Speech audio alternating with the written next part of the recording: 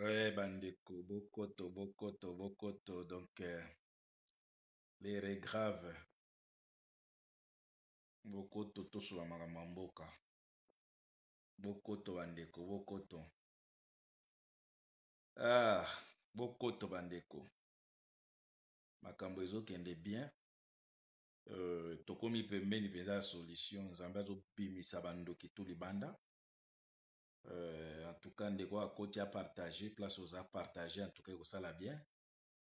Bandeko bokoto po nga soki namoni eloko moko ebeti boye.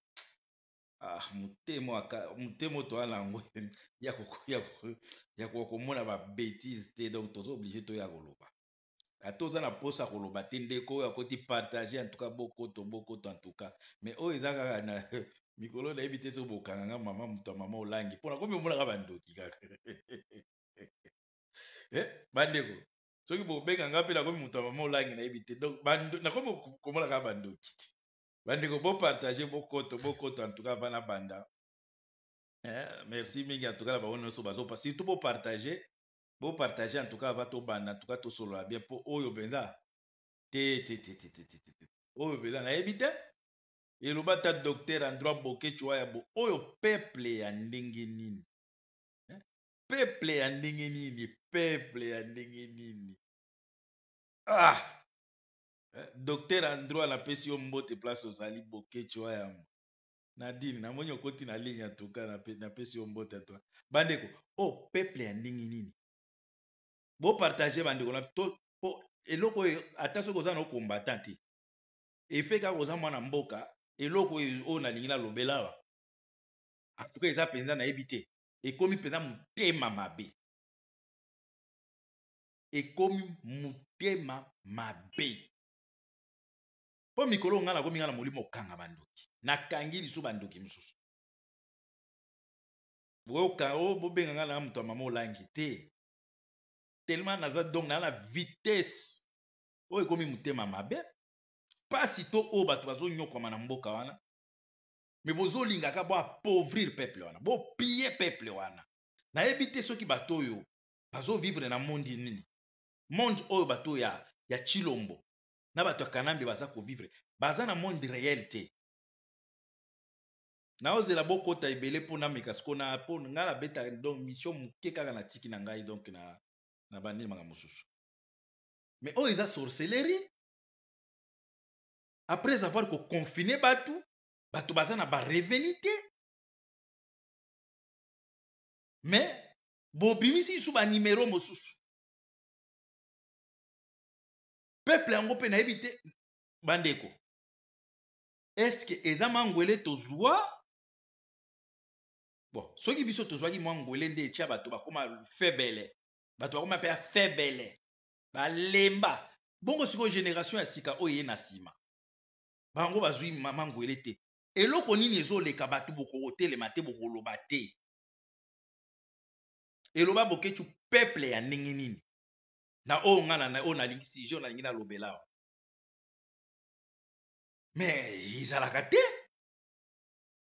ezalaka te bandeko na ngai na monde entier depuis tobandi boyokanga place wana depuis maladi oyo ebandi ya coronavirus nulle part bazofutisa test ya coronavirus mpo voyager nulle part na Congo $30 $30 pour voyager mpona kosala test ya coronavirus eloko eza ofele na Congo bakoma kofutisa mpona moto nyonso alingi voyager test ya nini ya coronavirus $30 après peuple afandi na ye soit disant bapoliticien bafandi na bango donc bato wana ya Kinshasa balingi komona occasion moko boye te il faut bapiller peuple ndenge eza boye motu nyonso akolinga voyager $30 mpona test après boke de 9h à 15h baosala batest ya nini ya coronavirus mpo voyager donc soki osali yango te okovoyager te $30 tolongwe na makambo oyo ezalaki makambo bando futa soki ba taxe soki ya kimbuta soki nini ya ko voyager $50, ça veut dire soki taxe wana ezali o ya kimbuta parce que ezalaka nango kaka soki $50 plus $30 ya nini ya corona. Me bandeko nayebi te soki bandeko na biso bozo comprendre que bato ce sont des démons ba eko ko appauvrir peuple wana na revenu nini oyo peuple azwaka combien par mois po bo piller lisusu bo futisa ye po na ko voyager olingi okende soki mbandaka soki Kasai soki wapi na soki libanda mboka po jusqu'à présent confinement des ali. Ça veut dire ba vol pensa pour aller à l'extérieur et comme il en ebelete à part quelques vols des obima. Donc pour le moment pour na ko voyager à l'extérieur je pense $30. $30 pour na voyager donc baké ko sala test ya nini ya coronavirus entre temps bozo linga maladie wana se propager il fallait biloko na ezala gratuit. Il fallait ezala gratuit parce que vous avez été financé par l'OMS. Pourquoi bokomi ko futisa $30 pour na vaccin? Mais au peuple ya nini nyoso bandima kaka. Ata jour moko tokomona teke bon marché nano bolobi non test yo ya coronavirus tokosala yango te ya kofuta tokosala yango te po maladie yango pe eza na Congo eza te maladie wana na Congo eza te mais lelo bakomi kofutisa $30 soko otuni siko revenu mensuel ya mutu bafutaka ye combien po mutu akibimisa $30 afuta misala eza te salaire ya mutu soki o nyonso bomonaka bavivaka wana baovivre na babonne vie banini mingi baza na basalaire te oyo ya mensuel te baviva na bacope mais lelo batie kobimisa lisusu bazwi su cope mosusu $60 mpona kosala test ya nini ya coronavirus avant voyager. Donc soki osala yango te okovoyage te mais bokanisa combien de millions de congolais bavoyageaka par jour e mbongo wana ezokende na kesi nini po esala nini parce que la maladie eza maladie oyo eza na monde entier eza financé par OMS. Hein? Eza financé par OMS. Ndenge nini bokende kosenga lisusu $30 pona bandeko. Mais oyo eza ekomi makambo mosusu po soki tokomi kolobeka makambo ya kindoki awa ekoya kokoma kaka marke ke bokomona ke biso tokomi bato ya mama olandi po bango bamonaka bandoki partout. Comment ça se fait que bozaka na mawa peuple te dollar emati te ekomi soki na 22 jamais tomoni ke bofandi boye bo réfléchir na comment bo résoudre nini social ya peuple wana. En plus de ça, ba déconfinement moko ezanga tina ezanga makolo na mutu lelo kwa liboso ba moni ba fongolana na ba église yango bokanga yango libela kote wana penza na lingi pe bo tika yango ka bongo siko boke ko kofungola banganda po ani po église na nganda baza na ministère moko ya distraction ba église ya Congo na banganda eza ministère moko ya distraction pour distraire les peuples congolais. Pourquoi ça se fait que bokangi église bofunguli masanga place oyo ke si c'est vrai que maladie wana ezali ko exister ça veut dire na nganda na église maladie wana ko donc contamination ko salema makasi tous les deux côtés comme bolingaka na bino peuple wana zaka kwiti peuple wana bomoni ke eloko mosu ya ko offrir ezate masanga po abosa na bino bofungoli masanga mbangu banganda bozongisi yango mbangu mais tango bofungoli peuple masanini banganda amela mais ba restaurant eza wapi ba restaurant soki peuple ake komela boyebisa biso bamoni na ba restaurant tofungoli yango oyo peuple na kolia boza kopesa peuple masanga ebele bopesa biloko ya kolia te mais boza mitema mabe bino bato ya Chilombo za mitema mabe boyebisa biso $30 bokomi kosenga ya test ya nini ya coronavirus ekokende na caisse nini pour faire quoi parce que bato yango pe ya nini ya oyo ya batest ya coronavirus bakomi au marché bakomi osala ba grève balobi bozofuta bango te mais peuple na biso bandeko na biso Mais bon, tellement courage, oh non, non, trop c'est trop. Trop c'est trop. Mapa eza komata chaque jour.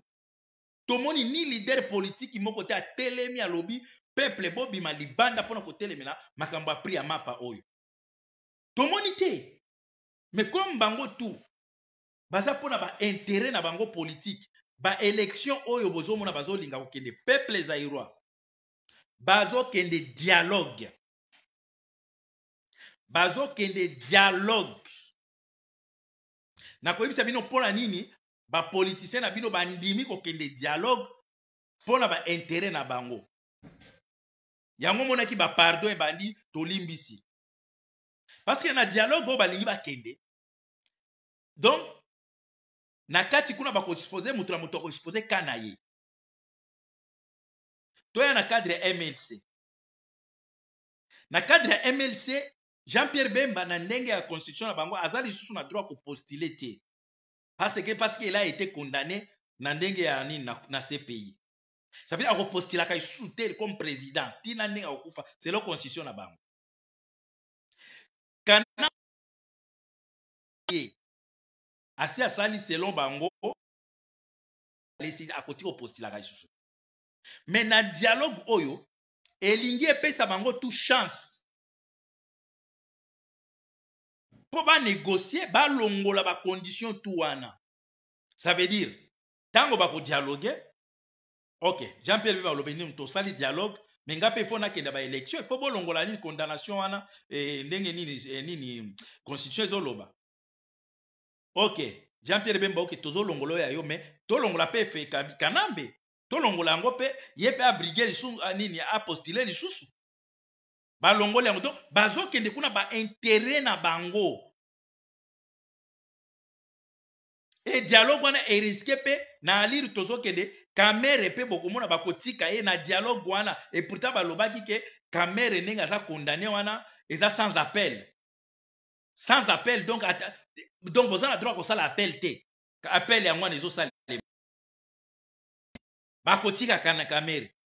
Tango bakotika ye na kati ya ba nini na ba dialogue wana bakolongola po balobaki ko sala soki 10 ans soki 15 tout ekolongwa. Ça veut dire bato bazolingo sakana na biso. Bato bazo sakana na peuple zaïrois. Bandeko toza ko yibisa bino. Bolanda babilongi wana bato ya ozomona mutu aza ilongi lokola sango. Na boyi kotanga po boloba ke nini notanga raye. Aventurier. Bokende dialogue. Bato ya lamuka tu bandeko bazokende dialogue. Oyo nyonso bozomona ke bazolinga ko marcher ko faire marcher bino ko bimisa libanda bazokende dialogue. Parce que politique déjà est coincé bango bazo ko s'en sortir te. Félix pe azo ko s'en sortir te. Mais Chilombo toyebisa ki oza président te. Bandeko Chilombo ministre à portefeuille a outil lisusu ko bloquer ba ordonnance o yemo ko outil ko signer Chilombo. Ministre ya nini a bloqué yango lisusu. Ministre à portefeuille a bloqué. Premier ministre a telemeli yango. O président ndenge ni bolole boy. Président ndenge ni bolole boy. Mais biso tozo sepela na ba blocage na bino wana. Po boko ki makala mingi te. Boko ki makala mingi te. Osali ba nomination moko tribal. So okena kote ya ba juge. Ba Mutombo, ba Ilunga, ba Chilombo, ba Kambo, ba Kabongo, ba de yango mboka yango ezaka ya baluba. Mboka wana ezaka ya bino baluba. Siko na élection présidentielle bokine pona nini. Bosaka élection tribale ya ba chef coutumier. Donc na ba poste tout oyo soki soit disant ya ba juge ya bino ya corruption wana baluba na baluba.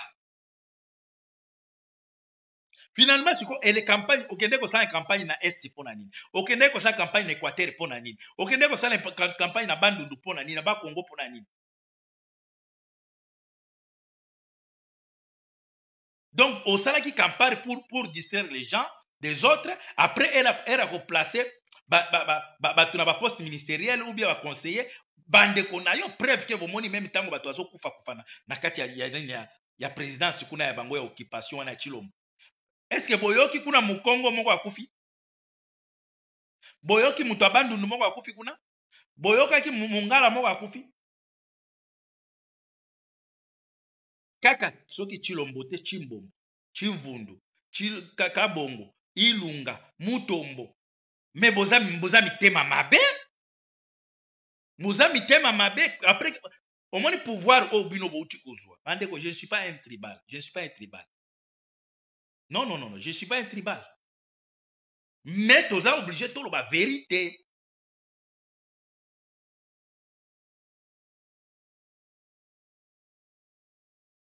Toza obligé de l'oba.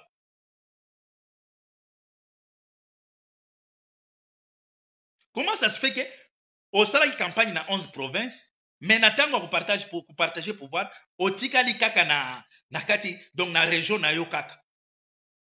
Bandeko bota la nomination oyo ya ba juge. Bango na bango. Chilombo olingi osalela biso roi nini comment?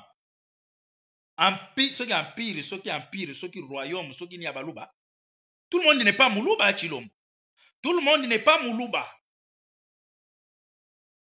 Comment vous juge Moulouba? Nini? Moulouba. Oui, c'est Moulouba. Mais finalement, bokanisi mboka wana ba papa na biso, ba tike la biso bino. Peuple zaïrois pe bozo tala batu ya ndengwana après lobi kun de toute façon élection yango ya suka yango yo. Élection ya suka yango yo. Omoni élection boti koleka. Ya suka yango wana. Ba tribaliste. O Chilombo asali remaniement, asali réforme armée, réforme nini asali? Réforme nini? Nanya ebi tango forte. Vendeur des armes. O ya tekela M23 minduki lokola tango for azate. Na liste ya banini, comment on appelle ça? Na liste ya batu na Nations Unies azana kati. Ilunga kesoki ka pete wana o batindie na kibo soki na kitona. Nanya yebi teke muto beta bato masasi le 28 novembre 2011. Oya beta bato ba jeune o ba même que ya Tshisekedi ye wana. Entre temps John Numbi pe alobi azana MMT. Ça veut dire aza Lyon. Azo préparer ya yebi tumba kuna. O mboka oyo siko biso likolo ya Chilombo ozongi biso siko lisusu na sima. Bandeko bo partager s'il vous plaît. Chilombo ozongi biso combat à 0. Côté mosusu yo papa oyo ya juge. Oyo oza na Bruxelles awa. Bomba na ka ndenge zo bomba na wana. Mais soki to yebi ka place ozali. Na maladi na lokuta oyo ko se soigner to kobikisa yo nango. Oteki nani comment il s'appelle juge à cour constitutionnelle à Zana Bruxelles là comme on a soki na ke soki manga soki papa moko est-ce que bino bazala exemple malamu lokola yo papa oyo bande ko bo partager pour aza awa na Bruxelles place ndezo yebana te mais tozo sala toujours travail parce que yeto boy ko tia makelele mingi te to boy ko tia makelele mingi te muto asali lelo tokomi na buzoba oyo juge à cour constitutionnelle oyo zawa oyo soutenaki tricherie oyo toko tia makelele mingi te bandeko Chilombo amemi biso lisusu na libulu me libulu wana ye moko azokufa na kati kuna siko awa ministre à portefeuille a bloqué. Ça veut dire ministre ya portefeuille akosigna yango te. Premier ministre a bloqué. Mais Chilombo oza na pouvoir ou pas? Soki ozaka mobali sikoyo dissoudre le parlement parce qu'il y a la crise entre un ministre et le premier ministre et le gouvernement. Et si on a évité ce qui na parlement peut dans la carte ya conflit dissoudre le parlement soki oza mobali. Chilombo soki oza mobali dissoudre ce parlement. Conflit ezali entre présidence na gouvernement. Dissoudre le parlement aventurier. Oza aventurier Chilombo. Na kati ya mboko lobaka te. na kati ya mboka olobaka te talaka ndike batikeluka couloir moke obimi Brazzaville ale olobi bongo na Kinshasa bajournaliste bazalaki te pendant tout ce temps bajournaliste bazalaki te Tshilombo ke okosala ba interview mais ntango ozwika occasion kaka ya kobima okoma Brazzaville mbwa agangi si awa ozongi na mboka mais sala lisusu interview par rapport ya nini ya ministre ya premier ministre ndenge aboyi ba nomination na wana qui n'était pas au courant Tshilombo tolingi toyoka yo chaque jour vie ezokoma cher de plus en plus dollar ekomi soki 22 000 soki komi soki 500 lipa emati peuple wana bozwa komona donc eloko ya liboso bomoni ke bofongolele masanga ndenge eza boye badeconfine bato donc eloko ya liboso bafungoli nano babar bafungoli nano babar mpo bayebi ke il faut peuple wana azala kwiti avec bapoliticien alamuka bandoki basorcier baokende dialogue bandeko mutu akotisa bino te lamuka ce sont des sorciers même bamembre mosusu ya fayulu biso nous avons des oreilles partout bazolela bazoloba ke Félix atie biso na makambo na situation moko difficile nous sommes obligés d'aller au dialogue bokanisi nous avons des oreilles partout bandeko bolimbisa ngai en tout cas nazwa nano chargeur parce que natika yo mwe na 10 minutes akoloba lisusu boza bandoki Gradi amène-moi le chargeur vite boza bandoki bino bandoki oyo boza bandoki bato ya lamuka boza ba sorcier bokende ko faire marcher peuple abimaka pona ba intérêt na bino Jean-Pierre Bemba abimaki na donne-moi ça abimaki na famille mais abimi na famille po basi ba yebisi ke nde ba okende na dialogue il sera premier ministre bolimbisa nga en tout cas moi manœuvre moke na osala na branché ok abimaki po ayebi ke bazokende dialogue parce que sans dialogue wana Jean-Pierre Bemba akotika postulé te parce que constitution ya Rwanda eza condamné ye donc pour na ye Jean-Pierre Bemba dialogue wana eza très important parce que c'est là où bakolongola nini ba condamnation banini wana esalaki akopiti postulé te Fayulu asi alobi na ye amen na limbisi Fayulu oza aventurier oza aventurier na Katanga kuna tokanisa ke Katumbi pe akomarché amarché te sabi bato bazosala biso baaventure bango tu bato ya lamuka boza baaventurier bino bokanisi neti toya toza bana mike tozocomprendre te bamanevre bozosala wana na mois de septembre awa nauti kotanga ndeko moko apubliakile moko boye mpo ngai nayebisaki bino ke baokende dialogue avant même mais namoni ndeko moko apubliake na mois de septembre bapousse oni na gouvernement basala plan moko ya nini ya po bakende dialogue donc d'ici mois de septembre il faut bakende koprésenter soki plan na bango ya dialogue bozomona balider na bino politique oyo baza na pouvoir tout pouvoir ya peuple eza na maboko na bango mais comme baza balâche baza faible parce que muto akoma faible quand soki muto oza ko devoir adversaire na yo quelque chose même Jésus-Christ devant diable tango diable aye ko bimela azo tenter ayebisi il y a rien de moi il y a rien de toi en moi arrière de moi diable il y a rien de toi en moi ça Yesu ami mona kike na kati na ngai naza na eloko ennemi na te diable eza te mais bato ala olive lembe oyo Jezabel alobaki ke oyo atika kolembola na sani ya mobali na ngai aloba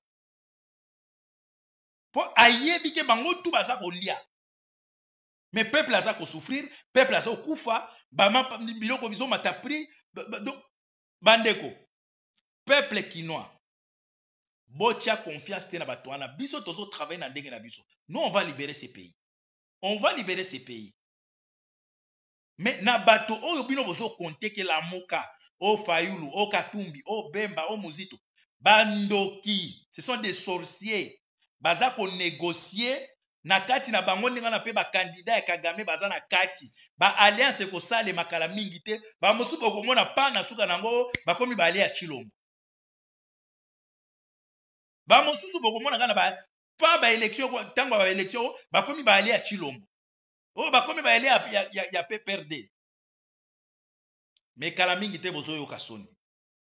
Kala mingi te bozo koma deshi. Boko sentir que Nzambe basakanaka na ete. Peuple makile zo sopana ebele. Peuple azo kufa ebele. Mais bana na bino baza ko mela bien, bazo lia bien. Bino bozo milia ka ba champagne avant bolia ba vin zali. Mais peuple azo zanga mai. Peuple azo zanga eloko ko lia. Malheur ya peuple na sala bonheur na bino ba pasteur, ba musicien, ba politicien. Peuple zaïrois. Bon partager émission. Gouvernement ya Chilombo ezi sous COP. COP ya sika, ça veut dire quoi? Pour voyager, il faut $30 pour voiture. Basa le test ya nini ya coronavirus. Ce que vous avez $30 te au voyager te. Même awa na poto. Test ya coronavirus c'est ça au fele. Eza ko futa. Test ya coronavirus awa na poto eza ko futa. Même na ba Afrique mosusu ba futa ngo wapi? Ba futa te. Eza kaka na mboka na biso. Tout est possible au Congo. Donc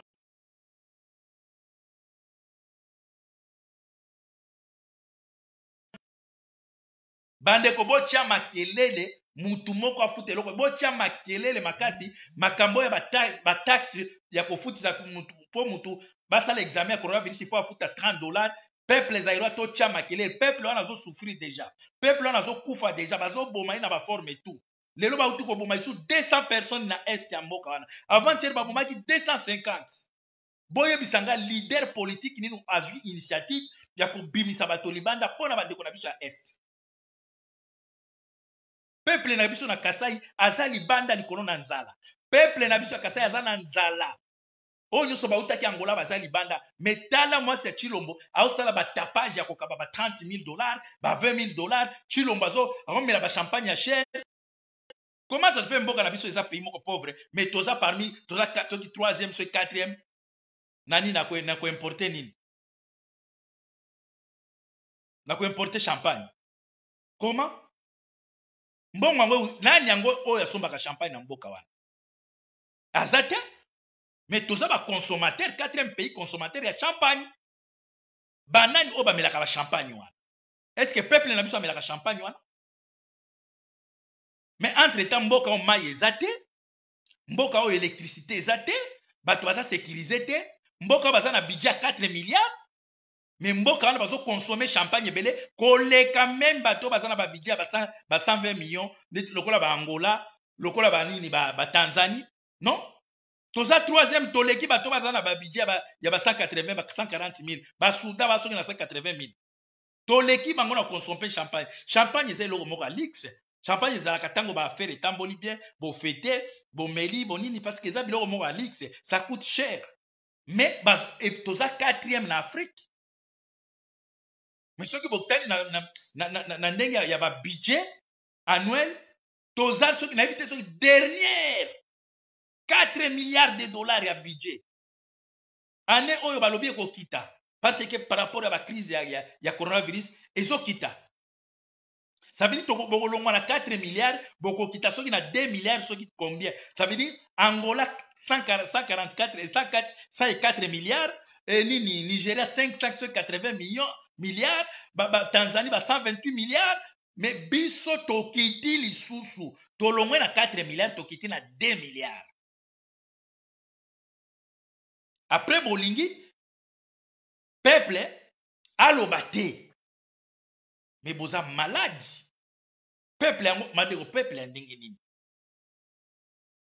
budget yango moke babakisi bino lisusu taxe ya coronavirus $30 ce qu'on a nango te ko voyager te entre temps ils appellent na 50 € mosusu oyo bafutaka na aéroport mais finalement donc bato bayaki ko piller peuple oyo baye penza ko sise peuple bandeko bato baza na mawa ya biso te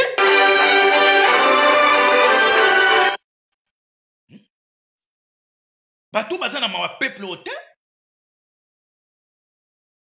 boye kopie peuple wana bozobakisaka bataxe siko mbongo yango azwaka yango wapi mais okomonaki bakoloba te ni leader moko akoloba te ni bato moko boye bakotelema alobi non trop c'est trop awa na poto centime kaka 10 centimes ya pamba même 5 centimes soki bakisami na lipa syndicat etelemi parce que les 5 centimes ne néglige pas ça. Il ne faut pas négliger 5 centimes. Si vous savez 5 centimes fois 1 million de dollars, fois 1 million de personnes, au combien il y a million. Ça veut dire que Moutazo y a 5 centimes, 5 centimes, 5 centimes, boza 10 millions, Moutouana a comme millionnaire. Mais et pas na biso, batu batelemi kaka boye, taxe yani texte yani texte yani ya coronavirus 30 dollars. Mais si vous avez soki 1 million de Congolais bakeka nini bakeko sa test ya nini ya coronavirus na 30 dollars. Bino moko mo calculer c'est combien? Yango bozo mona doc soki soit disant aventurier soki ya muyembe wana alingi maladi wana esila te. Bande ko maladi wana eza na mboka na Congo te. Maladi wana eza na Afrique te. Eza na ba pays mosusu africain oyo même tile ba vol na bango. On a zobisa bino eza ba secret politique moi makasi. Ba vol mosusu ya moni ba annoncer ba pays mosusu ba avion na bango ba mosusu ba boy ko annoncer ba sortir ba avion na bango ba boy pourquoi parce que ba taux ya mortalité ya nini ya coronavirus et pas na bango ezate donc baza mikolo il faut ba pays mosusu oyo coronavirus wana ba bande ko loba ezate okomona mikolo ba kwando loba ke coronavirus e bandi même na Madagascar boy bike Madagascar ezate mais mikolo Madagascar akomi kondima ke coronavirus ezali pona nini po ba sanction ikomi kolanda ye mais entre temps bakomi kotuna yo sala ki produit ya coronavirus ndenge nini nini bato azokufa et peut-être c'est faux bato akufa te comment tokofanda peuple boye mbongo ya 30 dollars ya coronavirus pour voyager il faut basala le test ya coronavirus et uti wapi OMS apesa bino 38 millions Chilombo OMS apesa ki gouvernement bino 38 millions pour na kosala ba test wana comme boyebi ke peuple wana alobaka te boza déjà na ba intérêt na 30 dollars pour na ko voyager il faut ça test ya coronavirus yango ezate depuis bo confiner peuple wana atekaka ni mais lelo ba uti ko déconfiner mbala moko eloko liboso na bo lâcher nganda sikoyo bokomona peuple akolakisa bino ke de quoi comment il est capable de consommer après tango à consommer comme azobosa na ce qui est primordial o eza vie na ye privé il faut alandela avenir na ye donc ba préférer ba melisa bato masanga entre temps bazomema bato na ba discussion ba buzoba oyo o président a nommé ceux qui bato boye o ministre ya portefeuille a bloqué premier ministre alobi boye bande komboka ezokende mabe Chilombo na Kanabe faut kobenga na bango. Il faut qu'on benga na bango de konanga qu'on néglige makambo to ibisa bino te sinon lobi bokoya ko regretter bana na biso ba otika na charge ya makasi Chilombo a préparé déjà à venir la bana Chilombo a préparé même à venir ya bandeko na biso akasa a préparé en beauté lobi bandeko na biso akasa ba ozaba sérieux problème na mboka wana na uti kolanda aventurier ya général oya azanga forme soki Kasongo yo général mobimboza na pe maté yo ko babenga na Swahili ko sala kalashish oyebi kalashish ça veut dire exercice yo Kasongo yo botinde le message yo ko sala exercice yo oza général ya nini ozanga forme ozanga pema un général il faut être en forme physiquement général des choses au paiement oza général ya nini oko ki matambam mais na sepeli na eloko moko alobi aventurier ya Kasongo alobi eloko mo très important alobi bino bato ba moto bandeko na biso boza banani mutu atuti mutu bakangi mutu wana boyemba moko bo bloquer boza banani est-ce que boza komona musika makambo ekoya alobi Kasongo alobi ayibisi bango eloko mo important est-ce que bozomona musika makambo ekoya alobi batalimbwa bato ba moto parce que chute ya Chilombo mais ce sera votre mort. Chute à Chilombo, peuple va vous attaquer.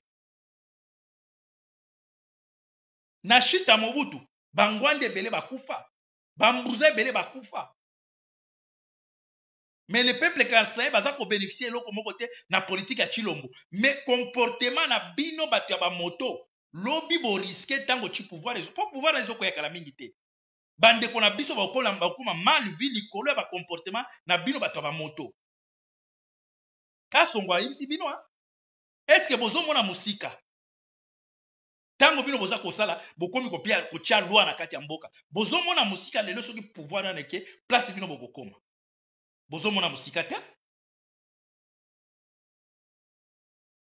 Bandeko bato ya lamuka ce sont des sorciers. Mikolo tolingi to bandi guerre na bato ya lamuka baokende dialogue. Baokende dialogue.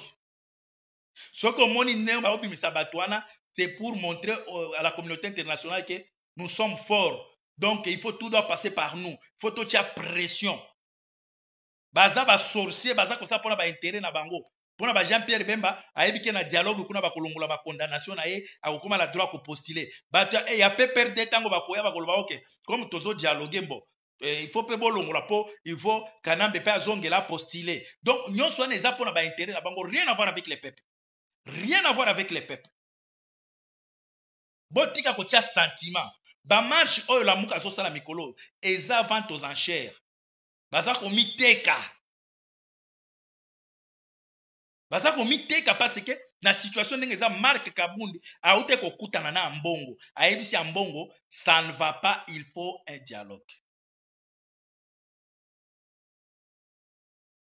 Il faut dialogue. Et dialogue wana pourquoi? Parce que il faut bazwa lisusu nini comment ça s'appelle la muka ba koti saye na kati ya dialogue na nini na kati ya dialogue wana ba sala transition tozalaka ba prophète miso emona musika. La fois passée na sala ki émission moi ba 4 mois 5 mois passé na bisa bino fayulu za ko distraire bato ba pangista ba bimaki o ba pangista ba bimaki ebele. Fayulu asengi pardon. Mais tango muto asengi pardon, ça veut dire aza prêt à se réconcilier la mutuana. Parce qu'au contraire, au sengi pardon, mais aux autres, il y a réconciliation. Et réconciliation qu'on est par dialogue. Et dialogue, on a Fayulu qui t'a mandaté d'aller au dialogue, même Jean-Pierre Bemba. Parce que besoin qui soutient le peuple. Peuple azati lelo, azano na problème na makambo ya ba élection ana. Bino bolingi bo kende kuna, est-ce que bo consulter peuple? Bande kuna biso ya Kivu. Et ya nini ya kote ya ba Beni, na kote ya ba nini ya ba Sud Kivu kuna, bazo kufa ebele. Bino bato bokende kosala ba campagne kuna. Bato ya lamuka, mpona kolobela bato ba Chilombo te. Bato ya balamuka, est-ce que bokena no kotala peuple o bokende kosala campagne kuna, peuple abimaka ebela obetela bino maboko. Boke kotala ndenge baza ko exterminer ya. Peuple na biso baza ko exterminer avant hier babomaki 250 lelo ba uto boma isu 200. Est-ce que bande kona biso bozo ebaki baza exterminer peuple obino bokende oluka électorat, bokende oluka ba voix pa na bango. Après lobi bokende sa ba campagne kuna. Bo promettre bango tokoya awa, tokosala ba base awa, ndenge za boye tokobunda pona bino. Mais boza bandoki batalamuka boza ba sorcier. Peuple na biso za escalier te po bomone la kaye. Biso peuple mokonzi tant qu'on sera debout tokobanda ko dénoncer bino. Après boye baké Congolais aux a libéré biso na bino tokoza na guerre politique sur place. Peuple a ko bamba bino mabanga. Bolingi ko utiliser peuple wana comme escalier trop. Na ceux qui ba élection bandi bokei. Ba toko sala boye. Mais ceux qui ba voter bino bokimi bino so bokomi kaka na Kinshasa na Gombe. Bandoki. Merci mingi la bandeko bokota ki en tout cas. Message ezaki surtout message ezaki o ezaki clé ezaki ba komi kosenga na ba onyo so ba linga ba voyager $30 pour ba pona kosala test ya nini ya coronavirus. Tout se mobiliser tout chama kelele parce que peuple na biso ba politiciens congolais ba piller peuple wana. Omoni ba politiciens congolais ba piller peuple wana na niveau moko bokondima te. Ba yala na mawa peuple wana te. $30. Pas même $2. 30. Pourquoi $30? Pourquoi? Pour faire quoi avec? Parce que Bozaki financé déjà na EMS. Merci mingi en tout cas na Rebecca Bilonda la mono kotaki. Merci mingi na bandeko tu bosili kokota en tout cas eza message nazaki nango ndenge nasala message vraiment te mais comme namoni makambo epinga kanda yango namoni nauzi koloba mpona koyebisa bino ke Chilombo anome bato baministre na ye moko babloke ministre ya portefeuille pa abloke John Numbi mpe kuna aza koloba donc mboka wana tokomi na ba homme fort ba intouchable lokola ba John Numbi yo John Numbi oza koloba ke je suis un soki je suis un général John Numbi yo sala ya armée wapi John Numbi yo ozalaki garde ya Jekamine bandeko bo partager comme la John Numbi ko azalaki garde ya Jekamine eza société minière na biso oyo azalaki parmi ba garde eza lokola ba mamba banini John Numbi yo sala ya armée wapi nalobelo na Swahili ulikuwa malonda Jekamine John Numbi ulifanyishaka armée nyo wapi leo unakuwa nasema ke mimi mishiko anyo niko Lyon kama banataka kunifanya mais uko aventurer John Numbi wewe ulifanyishaka armée wapi unyambie ulifanyisha munini mbataillon nini ubi ulifanyishaka uko nini base nini la formation ulifanyishaka wapi ulikuwa malonda wa Jekamine leo unakuwa général parce que banakupatia ma grade sans expérience yako c'est exterminer les peuples zaïrois. C'est ça l'expérience que tu as, toi, John Numbi, d'exterminer, de tuer le peuple congolais. Kalamingi te ba aventure na bino izosila. John Numbi, au moins tout le monde ba milice na yo wana ozuizu yo china katanga kuna pona ko terroriser les pauvres peuples. Bakokima yo John Numbi. Po oyo ezoya na ebite soki yo John Numbi na batu na bazo kosa wana na moni su batu ayide PSP bakomi na batu ma milice bakomi koyemba bino boko kufa lokola banyama bino ba congolais boko kufa lokola banyama bozo kende kota na makambo ayide PSP bokomi lokola ba milice na bango mais boko kufa entre ta Chilombo azotinda ba officier bakendo za formation na Rwanda. Mais ndeko langa na ebite soki biso en tout cas soki bino nyoso bozala mitema lokolo ya biso na ebite Rwanda ekoma ko ebanda opesa ba officier militaire et congolais formation mais monde kufi merci mingi ndeko nyoso balanda biso merci.